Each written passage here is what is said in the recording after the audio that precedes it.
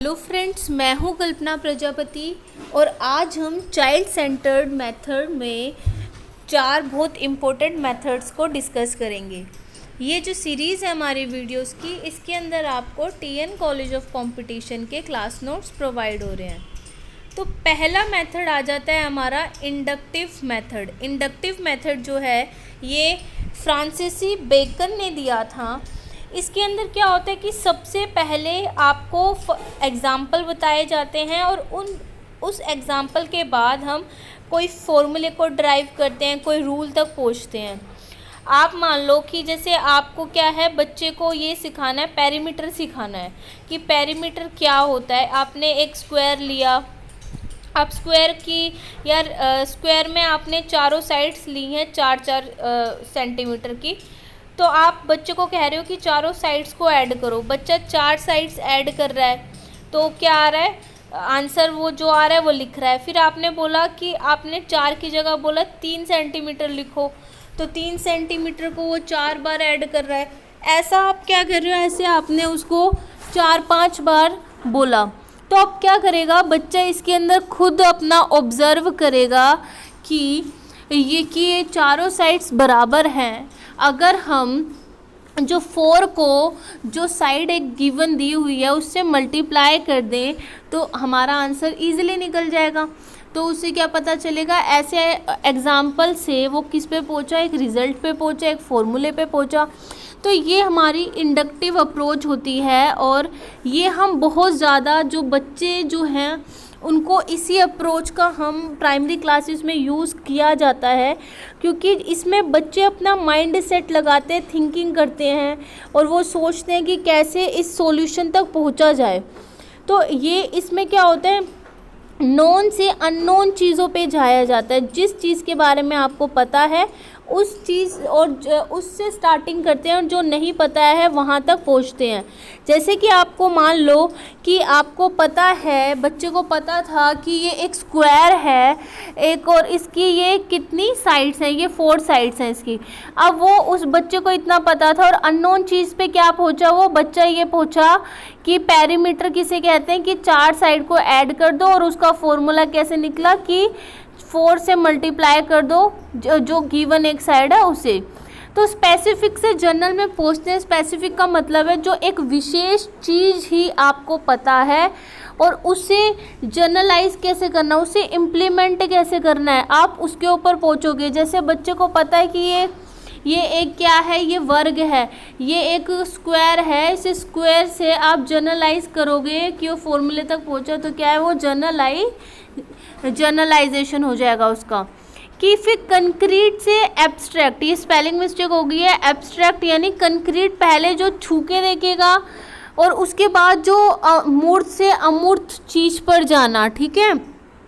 पहले जो पता है उससे फिर जो नहीं पता वहाँ तक हम पहुँचना करते हैं। जैसे तो वो क्या हो जाएगा हमारा, इसी में आएगा। अब एग्जाम्पल की किसी चीज़ का एग्जाम्पल पता है लेकिन आपको रूल नहीं पता। अब आपने एग्जाम्पल्स की प्रैक्टिस करी बार बार, तो रूल आप खुद निकाल रहे हो, फिर खुद से आप बता रहे हो कि ये मैम कि ये तो ऐसा हर उसमें हो रहा है, तो क्यों ना हम 4 को मल्टीप्लाई कर दें एक साइड से, तो आ जाएगा हमारा रिजल्ट पेरीमीटर। तो ये क्या होता है, इसमें एग्जाम्पल से रूल की तरफ जाते हैं। अभी इसको हम यूज़ करते हैं, मैथमेटिक्स पढ़ाना हो गया। मैथमेटिक्स में तो सबसे अच्छा होता है ये मैथमेटिक्स। अगर आप ऐसे पढ़ाओगे तो बच्चे को फॉर्मूला रटने की ज़रूरत नहीं पड़ेगी, उसको कॉन्सेप्ट क्लियर होगा। आपने ये देखा होगा एग्ज़ाम्स में कि आप हर चीज़ की ट्रिक याद कर लेते हो, लेकिन जब आप एग्ज़ाम देने के लिए जाते हो तो आपको ट्रिक याद नहीं रहती, फॉर्मूला याद नहीं रहता। तो अगर आपने वो चीज़ एक कॉन्सेप्ट के अकॉर्डिंग सीखी हुई है तो आप उसका आंसर निकाल लोगे। लेकिन आपने सिर्फ एक ट्रिक याद कर रखी है, रट्टाफिकेशन कर रखा है, तो आप उलझ के रह जाते हो, आप नहीं कर पाओगे उसे। तो इसलिए हमेशा वो आपको क्या करना चाहिए, कॉन्सेप्ट से स्टार्टिंग करनी चाहिए। और वो हम कैसे करते हैं, वो हम इंडक्टिव मेथड से करेंगे। साइंस में बहुत यूज़ है कि आपको कुछ भी रिसर्च का काम करना है, साइंटिस्ट बहुत यूज़ करते हैं इसको, इस मेथड को, एग्जाम्पल से वो थ्योरी बनाते हैं। या ग्रामर का यूज़ करना है तो आप बार बार बच्चे को सेंटेंसेस दो, उससे बोलो कि बताओ इसके अंदर क्या है। आप नाउन प्रोनाउन जो भी पढ़ा रहे हो, एडजेक्टिव पढ़ा रहे हो, तो ग्रामर में बहुत यूज़ होगा। अब स्टेप्स क्या होते हैं इसके कि आपसे बेस्ट मेथड पूछे तो ये तीनों आप बोल सकते हो। अब कि इन तीनों को पढ़ाने में अब है स्टेप्स होते हैं कि जैसे कि एग्जाम्पल बेस्ड ऑन एक्टिविटी, जो भी एग्जाम्पल होते हैं वो एक्टिविटी पे बेस्ड होंगे। उसके बाद उस एग्जाम्पल को ऑब्जर्व किया जाएगा, ऑब्जर्वेशन करेंगे बच्चे। ऑब्जर्वेशन करने के बाद एक नियम बनाया जाएगा, नॉर्मलाइजेशन किया जाएगा कि ये एक नियम है, ये एक सूत्र है, रूल है। और उसके बाद फिर हम उस फॉर्मूले को यूज़ करेंगे कि क्या ये जो मैंने नियम बनाया है वो सही निकला या नहीं निकला। तो उसके लिए लास्ट में हम क्या करेंगे, वेरिफिकेशन या टेस्टिंग। अब इसके मेरिट्स क्या क्या होते हैं। मेरिट्स होते हैं, इसकी विशेषता है कि ये साइकोलॉजिकल है, बच्चे की रुचि, इंटरेस्ट, एज हर चीज़ से रिलेटेड है। अब यूज़फुल लोअर क्लासेस में हम इसका बहुत यूज़ करते हैं, ठीक है। और इसमें इसके अंदर हम फॉर्मूला जो है, फॉर्मूला को हम क्या कर सकते हैं, फ्रेम कर सकते हैं, पेस्टुलेट कर सकते हैं, उन्हें बता सकते हैं रट्टाफिकेशन की जगह। हम रिसर्च प्रमोट कर सकते हैं बच्चों में। लर्निंग बाय डूइंग इसमें होगा, बहुत ज़्यादा लर्निंग बाय डूइंग करवा सकते हैं। और परमानेंट जो नॉलेज होगी वो होगी हमारी परमानेंट होगी, क्योंकि बच्चा लर्निंग बाय डूइंग ही करेगा, खुद करके सीखेगा।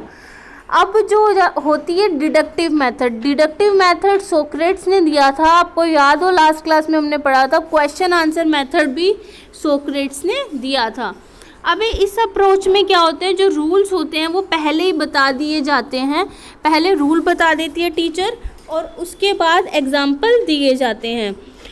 और ये जो मेथड है इसके अंदर अननोन चीज़ की, जो आपको रूल, जो फॉर्मूला ब्लैक बोर्ड पे लिखाया है वो आपने पहले कभी नहीं देखा, फर्स्ट टाइम देखा है आप। अभी आपकी उससे अभी पहचान नहीं है, वो अननोन है। अननोन से अब नोन चीज़ पे आप जाओगे, बार बार क्वेश्चन सोल्व करोगे तो उसको समझ आएगा। जर्नल से स्पेसिफिक में जाते हैं कि जर्नल आपने, मैडम ने क्या किया, एक फॉर्मूला लिख दिया। अब अलग अलग जो क्वेश्चंस करोगे उसको सोल्व कैसे करना है, हर स्पेसिफिक क्वेश्चन में वो आपको यूज़ करना सीखना पड़ेगा। तो पहले एक जनरलाइज फार्मूला होता है, फिर हम उसका यूज़ करते हैं, तो स्पेसिफिक पे जाएंगे हर क्वेश्चन पे। ये एब्स्ट्रैक्ट की स्पेलिंग गलत हो गई है, एब्स्ट्रैक्ट टू कंक्रीट की। इसके अंदर जो हमारी एब्स्ट्रैक्ट चीज़ें होती है जो हमें नहीं पता होती, उससे फिर हम कंक्रीट चीज़ की तरफ जाते हैं। क्योंकि पहले जैसे एक माइंडसेट क्रिएट करवाया जाता है जो जिसके बारे में आप नहीं जानते, जैसे फॉर्मूला लिख दिया, फॉर्मूला आपको पहले नहीं पता, वो आपके लिए अननोन है, एब्स्ट्रैक्ट है। अब उसके बाद उससे पहचान आपकी करवाई जाएगी कि ये चीज़ ये होती है। रूल से एग्जाम्पल पे जाया जाएगा, पहले नियम बता दिए उसके बाद एग्जाम्पल दिए जाएंगे। जो बड़ी क्लासेस हैं उनमें इसी मेथड का यूज़ होता है। अब स्टेप्स है, सबसे पहले इसके अंदर है हम रूल्स और प्रिंसिपल बता देंगे, डेफिनेशन बता देंगे जो आप करा रहे हैं। रूल बताने के, प्रिंसिपल बताने के बाद, नियम बताने के बाद उसके ऊपर हम एग्जाम्पल देंगे, एक्सपेरिमेंट करेंगे, उदाहरण देंगे, एक्सपेरिमेंट करेंगे। फिर जो उदाहरण दिए फिर उसके बाद क्या होगा, हमारा एक कंक्लूजन निकालेंगे कि क्या हमारा कंक्लूजन निकला है, क्या होता है ये चीज़, वो हम निकालेंगे। कंक्लूजन निकालने के बाद हम वेरीफाई करते हैं, टेस्टिंग करते हैं या वेरिफिकेशन करते हैं कि जो हमने कंक्लूजन निकाला है वो कहाँ तक ठीक है। आपने देखा होगा ना कि 10th में आपने किया होगा, जो क्वेश्चंस आते थे कि प्रूफ करके दिखाओ कि ये क्या कहते हैं, पैरेललोग्राम जो है ये पैरेललोग्राम है, ये रेक्टेंगल है, ऑपोजिट साइड्स इक्वल होती हैं रेक्टेंगल की, ये सब आपने प्रूफ किया होगा। तो रूल बता दिया, फिर एग्जाम्पल दिए, फिर कंक्लूजन निकाल दिया कि इसका कंक्लूजन ये है, इसका समरी निचोड़ ये निकला है, और फिर उस कंक्लूजन से हम टेस्टिंग करेंगे। अब इसके अंदर जो मेथड है ये फास्ट मेथड है टीचिंग का, बहुत इजीली इसमें टीचिंग कराई जा सकती है। और हायर क्लासेस में तो हम इससे यूज़ करते हैं बहुत ज़्यादा। हायर में आप इंडक्टिव का यूज़ करोगे तो क्या कहते हैं, टाइम भी वेस्ट होगा, और हायर क्लासेस में बच्चों का एक माइंड सेट भी बन जाता है। वो इतने कैपेबल होते हैं कि वो डिडक्टिव मेथड को समझ सके और उससे काम कर सके। इससे मेमोरी प्रोसेस बहुत अच्छा बढ़ेगा कि आपकी याद स्मरण करने की शक्ति बढ़ेगी, और चाइल्ड जो है बहुत जल्दी सीखेगा। लेकिन लिमिटेशन है कि ये क्रैमिंग को क्या देता है, फोर्स देता है, क्योंकि आपका ध्यान क्या रहेगा, बस एक फॉर्मूला याद कर लूँ और मैं क्वेश्चन सोल्व कर लूँ। लेकिन जहाँ पे कॉन्सेप्ट बेस्ड क्वेश्चन आ जाएगा आप नहीं कर पाओगे, आप भूल जाओगे। आपको ये नहीं पता कि कॉन्सेप्ट का है क्या है, किसे पेरीमीटर कहते हैं, क्या एरिया होता है, बस आपने फॉर्मूला रटा हुआ है, लेकिन रियलिटी में आपको नहीं पता पेरीमीटर क्या है, एरिया क्या है, वॉल्यूम क्या है। अब नेक्स्ट मेथड आ जाता है हमारा प्रोजेक्ट मेथड। ये हमारे किलपैट्रिक ने दिया था, जॉन डीवी की विचारधारा थी, लेकिन इसका जो हम फाउंडर कहेंगे वो किलपैट्रिक को कहेंगे। उन्होंने एक बुक भी लिखी हुई है जिसका नाम है द प्रोजेक्ट मेथड। अब किलपैट्रिक ने कहा कि जो प्रोजेक्ट होता है एक होल हार्टेड पर्पसफुल एक्टिविटी होती है which is proceeding in a social environment, की है कि एक होल हार्टेड एक्टिविटी है, पूरे दिल से करते हैं और पर्पस होता है। प्रोजेक्ट यूं ही ऐसा कुछ प्रोजेक्ट नहीं दे दिया जाता, कि जो प्रोजेक्ट दिया जाता है उसका एक पर्पस होता है, उससे हमें कुछ सीखने को मिलता है, हम पूरा दिल से उसमें काम करते हैं। और जो प्रोफेसर स्टीव विंसन थे, उन्होंने बोला कि प्रोजेक्ट एक प्रॉब्लमैटिक एक्ट है which is completed in natural habitat और एनवायरनमेंट, कि एक नेचुरल हैबिटेट और एनवायरनमेंट में रख के आप उस प्रॉब्लम का सोल्व करेंगे। मतलब क्या है इसका, बच्चों इसके अंदर है प्रिंसिपल, प्रोजेक्ट के प्रिंसिपल होते हैं कि प्रिंसिपल ऑफ एक्टिविटी की जो प्रोजेक्ट है, जैसे आप सबको भी दिया होता है, आप भी बच्चों को देते हो, तो क्या होता है प्रोजेक्ट, उसमें एक एक्टिविटी दी जाती है करने के लिए, और जो वो एक्टिविटी होती है वो रियलिटी पे बेस्ड होती है, जो हमारे आसपास सर्कमस्टांसेस चल रहे हैं उस पे बेस्ड होती है।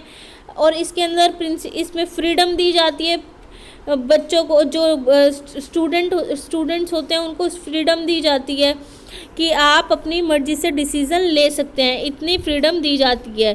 तो और फिर क्या होता है, प्रिंसिपल ऑफ पर्पसफुलनेस और यूज़फुलनेस। और अब है कि हमें क्या होता है, एक टारगेट को अचीव करना होता है, हमें एक टाइम लिमिट भी दी जाती है कि इस दिन तक आपको इस प्रोजेक्ट को कंप्लीट करना है। हम टारगेट अचीव करते हैं और हमें उसका पता होता है कि एक रिज़ल्ट निकलेगा। अब है प्रिंसिपल ऑफ एम भी होता है, इसके अंदर एक लक्ष्य होता है, एक गोल होता है, और सोशल एनवायरनमेंट का प्रिंसिपल भी होता है कि इसमें मेनली आप देखेंगे कि जो प्रोजेक्ट होता है सोसाइटी से रिलेटेड दिया जाता है, जिससे बच्चा जो है अपनी सोसाइटी को जाने कि सोसाइटी में क्या है, सोशल एनवायरनमेंट क्या है, और वो ग्रुप में काम करेगा। प्रोजेक्ट एक को नहीं दिया जाता है, कोशिश की जाती है कि हमेशा प्रोजेक्ट किस में दिया जाए, ग्रुप में दिया जाएगा प्रोजेक्ट, तो उसमें क्या होगा, उसका सोशल डेवलपमेंट भी होगा। जैसे अभी इसके है ना जो मेथड थ्रोनडाइक ने ये जो है प्रिंसिपल अप्लाई होते हैं प्रोजेक्ट मेथड पे थ्रोनडाइक के। अब प्रोजेक्ट जब भी सक्सेसफुल होगा हमारा, जब हम लॉ ऑफ एक्सरसाइज करेंगे, हम प्रैक्टिस करेंगे उसका सॉल्यूशन ढूंढेंगे, हम देखेंगे क्या क्या कर सकते हैं, अपना काम को डिवाइड करेंगे हर चीज़ों में, लॉ ऑफ रेडीनेस होगी, तैयार रहेंगे, तत्पर रहेंगे कि हाँ कि हमें हर पल तैयार रहना, उस पर डिस्कशन करना है। लॉ ऑफ इफ़ेक्ट क्या पड़ेगा, उसका प्रभाव क्या पड़ेगा, जब आपको बार बार प्रोजेक्ट दिए जाएंगे तो आपके अंदर एक रिसर्चर की क्या है गुण भी आएंगे। आप चीज़ों को कहते हैं सोशलाइज करके आप काम को करेंगे। अब types of project on the basis of Kilpatrick ने किस किस टाइप के प्रोजेक्ट बताए हैं। तो सबसे पहला होता है हमारा क्रिएटिव प्रोजेक्ट। क्रिएटिव प्रोजेक्ट कहते हैं, उन्होंने बोला कि हम बच्चों को कुछ क्रिएटिव चीज़ करने को दे सकते हैं, जैसे टॉयज़ बनाना, क्ले मॉडलिंग दे सकते हैं, कि डिगिंग वेल की कुआं खोदो, आप क्या कहते हैं कंस्ट्रक्शन ऑफ सोशल बिल्डिंग बनाओ। और यहाँ पे हमने गार्डनिंग के लिए बोल दिया कि आप अपने स्कूल के गार्डन में बच्चों को लेके जा सकते हो और बोल सकते हो कि यहाँ पे घास उखाड़ो, आप कुछ प्लांटेशन करो। तो काफ़ी सारी चीज़ें आप क्रिएटिविटी के प्रोजेक्ट दे सकते हो कि वेस्ट मटेरियल है उससे कुछ यूज़फुल चीज़ बना के दिखाओ। आप कोई लिमिटेड सामान दे सकते हो और कह सकते हो कि इस लिमिटेड का ही यूज़ करना है, कुछ अदर चीज़ें नहीं लेनी है। एक अब है आर्टिस्टिक में आपने म्यूज़िक हो गया, सॉन्ग, डांस, पोम रेसिटेशन हो गई, ड्रामा हो गया, काफ़ी सारी जो आर्ट की जो कलाएं हैं, ठीक है, पेंटिंग हो गई, हर चीज़ आप इसके अंदर करा सकते हो। प्रॉब्लम सॉल्विंग है, जैसे कि जो हमारे करंट टॉपिक है मेनली प्रॉब्लम आप उससे ले सकते हो कि अनएम्प्लॉयमेंट है, कि अभी जैसे कोरोना के कारण जो अनएम्प्लॉयमेंट हुई है उस पर इन्फ्लेशन कैसे हो रहा है, पॉपुलेशन कैसे हमारी बढ़ रही है, ट्रैफिक है, पोल्यूशन ले सकते हो, काफ़ी और सारी प्रॉब्लम्स आप ले सकते हो। और मेनली आप अगर टॉपिक से रिलेटेड या कोई हम अपनी सोशल इशू से रिलेटेड प्रॉब्लम लोगे तो अच्छा रहता है। अब अभ्यास मॉक ड्रिल कराना कि जैसे भूकंप आएगा तो तुम क्या करोगे, प्रोजेक्ट दे दो और वो मॉक ड्रिल करके दिखाएंगे कि आप पानी ड्रिल करके दिखाएंगे कि आप बताओ पानी की सेव कैसे होगा, ठीक है, इलेक्ट्रिसिटी की को एक दिन सेव करके दिखाओ, हैं, सब्स्टिट्यूट ढूंढो अगर इलेक्ट्रिसिटी चली गई तो आप कैसे, कि अगर मोबाइल नहीं हुआ ये तो सोशल मीडिया नहीं हुआ तो आप कैसे अपना टाइम स्पेंड करोगे। क्योंकि आजकल हम देख रहे हैं कि पेरेंट्स भी परेशान हैं, बच्चे पूरे दिन स्क्रीन के आगे, फ़ोन के आगे, टैब या लैपटॉप कंप्यूटर के आगे बैठे रहते हैं, उनकी आंखें भी ख़राब हो रही है।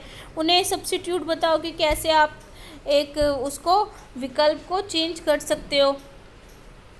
अब कौन कौन से स्टेप्स हैं, ये बहुत ज़रूरी है। स्टेप्स पूछ लिए जाते हैं, कोई भी एक सिचुएशन देके और आपसे पूछा जाता है बताओ ये कौन सा स्टेप है, तो स्टेप आपको लर्न करने हैं। तो इसके 6 स्टेप्स होते हैं। पहला होता है क्रिएटिंग द सिचुएशन। पहले एक हमें क्रिएट करनी है कि हमारी ये सिचुएशन है। सिचुएशन अभी जैसे देख लो, अभी हमारी सबसे बड़ी सिचुएशन क्या है, जो कोरोना की वजह से, लॉकडाउन की वजह से अनएम्प्लॉयमेंट हो रहा है, वो हमारी क्या है, बहुत बड़ी सिचुएशन है। अब सिचुएशन क्रिएट करने के बाद हमने क्या किया, सिलेक्शन ऑफ द प्रोजेक्ट। अब जैसे हमने देखा कि कोरोना अनएम्प्लॉयमेंट की प्रॉब्लम हो गई है, जो बच्चे जो हैं वो क्या हो रहे हैं और क्या कहते हैं, बच्चों का क्या कहते हैं, अनाथ हो रहे हैं, तस्करी की जा रही है, बच्चों की बेच देते हैं बच्चों को। तो आप ये भी प्रॉब्लम है, कई सारी प्रॉब्लम होगी।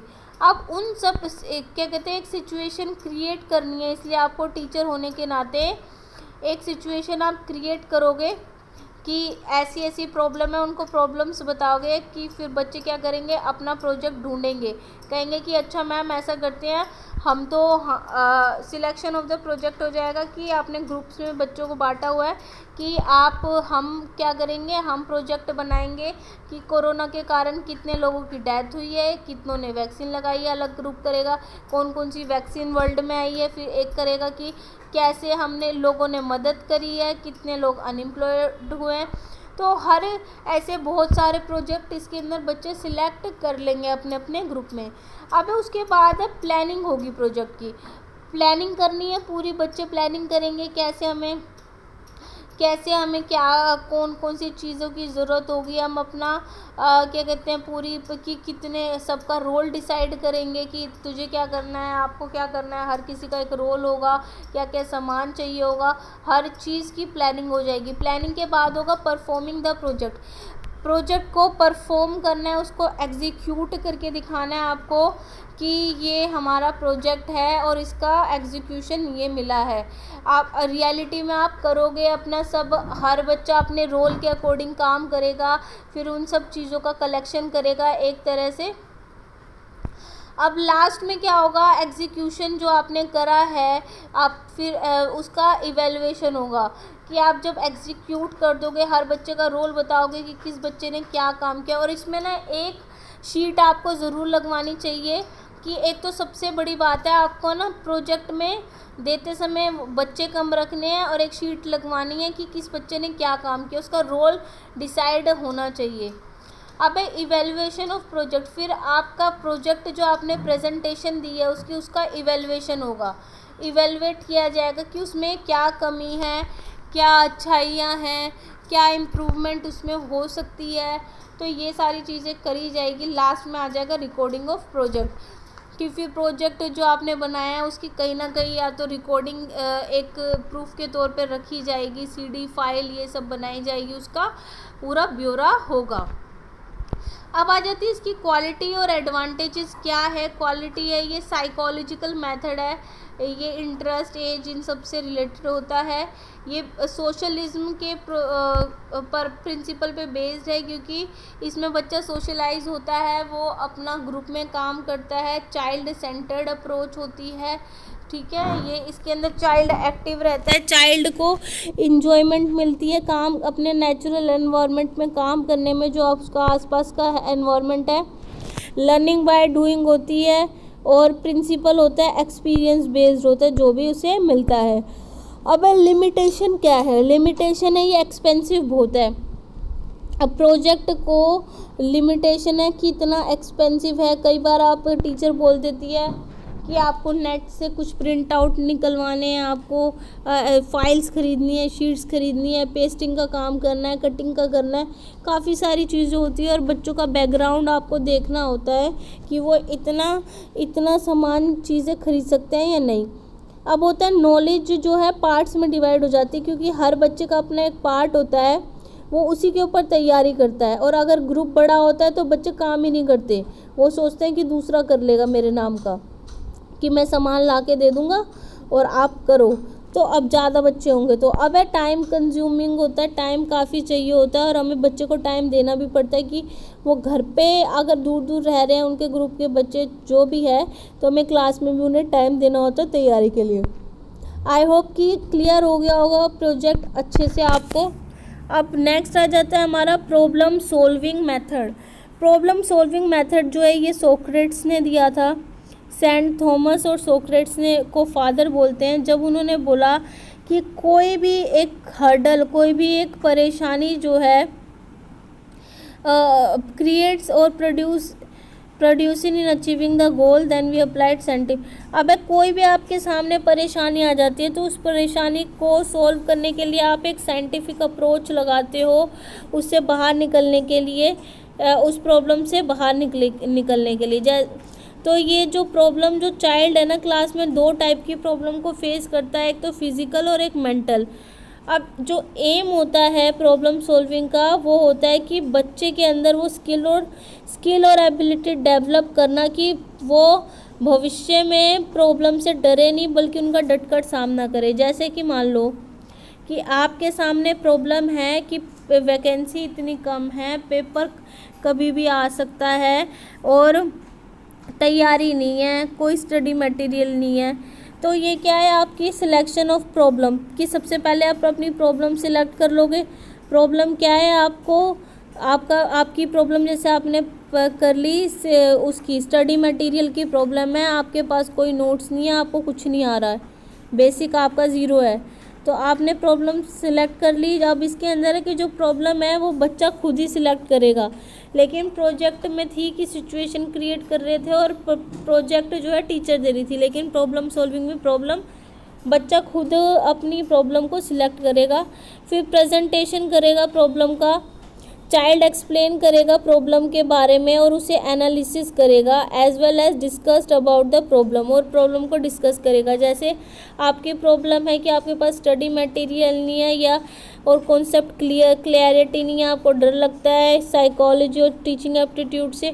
अब प्रेजेंटेशन, अब पहले तो प्रॉब्लम सिलेक्ट कर लिया आपकी स्टडी मटेरियल के, आप प्रेजेंट करोगे उस प्रॉब्लम को, सारी चीज़ें एनालाइज करके कि मेरे पास क्या कहते हैं कोचिंग लेने के लिए इतनी पैसे नहीं हैं, मेरे फादर की नौकरी चली गई है, ये जो भी बात है तो आप प्रेजेंट करोगे, लेकिन आपको पास होना है, आप हर चीज़ को एनालाइज करोगे।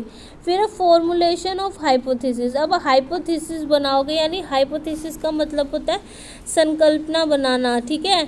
आप इसके अंदर क्या बनाओगे, अलग अलग ऑप्शंस ढूंढोगे कि क्या क्या ऑप्शन किसी चीज़ के हो सकते हैं। जैसे मान लो कि आपके सामने पनीर है, अब पनीर में आप ऑप्शन ढूंढोगे, मटर पनीर बनाऊं, आलू पनीर बनाऊं, सोयाबीन पनीर बनाऊं, पनीर चिली बनाऊं, ठीक है, पनीर शिमला मिर्च बनाऊं।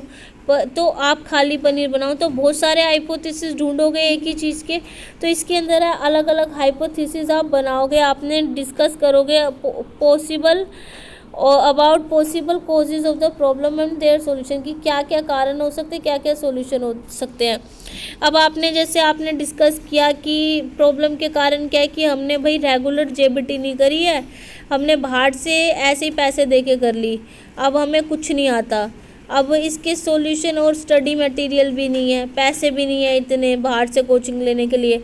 अब सॉल्यूशन क्या ढूंढा, सॉल्यूशन आपने ढूंढा कि आप किसी फ्रेंड से पढ़ लोगे, आप फ़ोटोकॉपी करा लोगे, फ़ोटोकॉपी करा के पढ़ा, बुक से पढ़ा, तब भी समझ नहीं आ रहा, आपने सोचा चलो यूट्यूब से देख लेते हैं, कुछ समझ में आ जाएगा, तो अलग अलग हाइपोथेसिस बनाओगे। अब है collection of the data and verification, जो भी आपने डेटा कलेक्ट किया है उसका कलेक्शन होगा सारे डेटा का, और फिर और उसको वेरीफाई किया जाएगा, देखा जाएगा कि ये सही है डेटा या गलत है। अब डेटा जो है कलेक्ट होंगे हाइपोथेसिस के बेसिस पे एंड वेरिफिकेशन, कि जो हमने संकल्पना बनाई है, हमने 3-4 ऑप्शंस ढूंढे कि नोट्स खरीद लेंगे, फ़ोटोकॉपी करा लेंगे, यूट्यूब पे देख लेंगे, अपने किसी फ्रेंड से मदद लेंगे, तो ये अलग अलग है। अब इनमें से जो सबसे अच्छा होगा ना उसे आप चुनोगे, ठीक है। तो ये क्या हो जाएगा, इसके अंदर आएगा कलेक्शन करना और फिर वेरिफिकेशन करना। आप ये देखोगे कि ये वाला मैंने ऑप्शंस बना लिए, उस बहुत सारे ऑप्शंस में भी 2-3 सिलेक्ट करोगे और फिर कहोगे कि इसमें ये चीज़ें हैं, और वेरीफाई करोगे कि करके देखोगे कि किस चीज़ से आपको बेटर फील हो रहा है, कि वीडियो देखने से हो रहा है या खुद से पढ़ने में हो रहा है, क्या किस फ्रेंड से पढ़ने में हो रहा है, किस चीज़ से आपको हेल्प मिल रही है। डेटा कलेक्शन करना और वेरिफिकेशन करना। लास्ट आ जाता है ड्रॉ करना, कंक्लूजन निकालोगे लास्ट में आप, कि वेरिफिकेशन के बाद कंक्लूजन निकाला जाएगा। हाँ, जब आपकी मैंने डिसाइड कर लिया है कि मुझे यूट्यूब पे इस चैनल से पढ़ना है, फैसिलिटेटर कल्पना प्रजापति से पढ़ना है, मुझे सारे डाउट क्लियर हो जाएंगे, आपने कंक्लूजन निकाल दिया, यानी आपकी प्रॉब्लम स्टडी मटेरियल वाली सॉल्व हो गई। अब है एडवांटेज क्या है, ये साइकोलॉजिकल अप्रोच है, बच्चे के इंटरेस्ट, एज, हर चीज़ पे बेस्ड होता है, उसकी मेंटल साइकोलॉजी पे। ये थिंकिंग लेवल को बढ़ाता है, बच्चे को साइंटिफिक एटीट्यूड इसमें बच्चे का आता है, उसका सेल्फ कॉन्फिडेंस बढ़ता है, क्योंकि वो प्रॉब्लम भी उसने ढूंढी होती है और सॉल्यूशन भी वही निकालता है। अब है लॉजिकल थिंकिंग, किसी भी चीज़ की और किसी चीज़ को एनालाइज करना, टुकड़ों में बांट के पढ़ना, वो सब बढ़ जाता है। जो सिलेक्शन है गुड। अब डीमेरिट है कि एक सही प्रॉब्लम को चूज़ करना सबसे बड़ी दिक्कत है, क्योंकि कई बार क्या है, बच्चे गलत प्रॉब्लम चूज़ कर लेते हैं जिसका कोई बेनिफिट नहीं होता।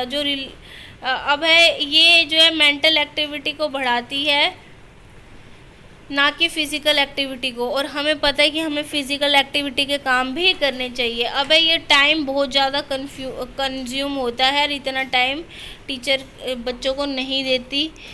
तो ये है end of the video. Next video में मिलते हैं आपसे, जिसमें हम बाकी के जो हैं करेंगे शेयर, डिस्कस करेंगे बाकी के जो मेथड्स हैं। तो मिलते हैं आपसे नेक्स्ट वीडियो में। इतने आप चैनल को सब्सक्राइब कीजिए और वीडियो को शेयर करना ना भूलें। Till then good bye.